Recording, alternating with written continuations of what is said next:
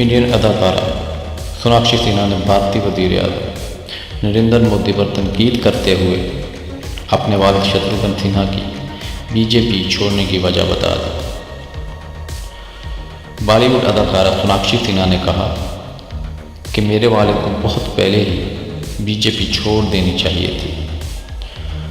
सोनाक्षी सिन्हा ने यह भी इंकशाफ किया कि मेरे वालिद शत्रुघ्न सिन्हा बीजेपी के रहनुमा जेपी नारायण, अटल जी, आडवाणी जी के साथ ही पार्टी का हिस्सा बने थे, लेकिन इसके बावजूद बीजेपी की जानिब से उनको वो इज़्ज़त नहीं दी जा रही थी जिसके वो हकदार थे, जिसकी वजह से उन्होंने ये पार्टी छोड़ दी।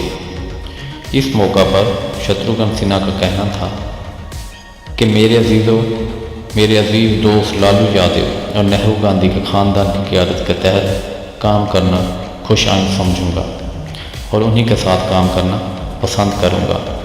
नरेंद्र मोदी के साथ काम करना मैंने आज से छोड़ दिया।